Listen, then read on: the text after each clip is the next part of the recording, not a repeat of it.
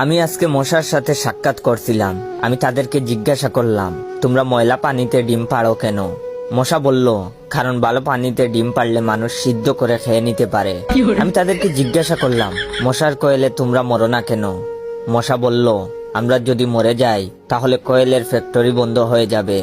আমি আবারও তাদেরকে প্রশ্ন করলাম, তোমরা মানুষের কানের কাছে এসে জ্ঞান জ্ঞান করো কেন?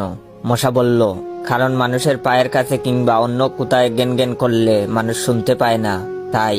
আমি তাদেরকে জিজ্ঞাসা করলাম, আমি শুনেছি পুরুষ মশারা নাকি রক্ত খায় না, তাহলে ওরা কি খায়? মশা বলল, পুরুষ মশারা শুধু বউয়ের বোকা খায়। আমি বললাম, মশারা কামড়ালে মানুষের ডেঙ্গু হয় কেন? মশা বলল, মশারা কি শুধু মানুষের রক্ত নিয়েই যাবে, ওদের কিছু দিবে না। মশারা এত স্বার্থপর নয়, তাই মানুষকে ডেঙ্গু উপহার দিয়ে যায়। মশার সাথে সাক্ষাৎ করার পর আমি মশার উপর রিসার্চ করলাম।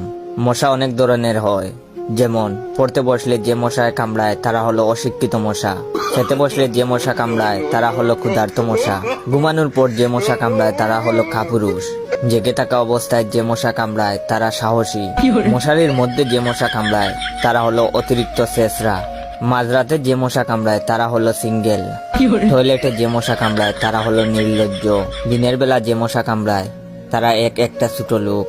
আমার এই ভিডিওটা দেখার সময় আপনাদের যেই মশাগুলো কামড়াইতেছে ওইগুলো হলো প্রতিবাদী মশা।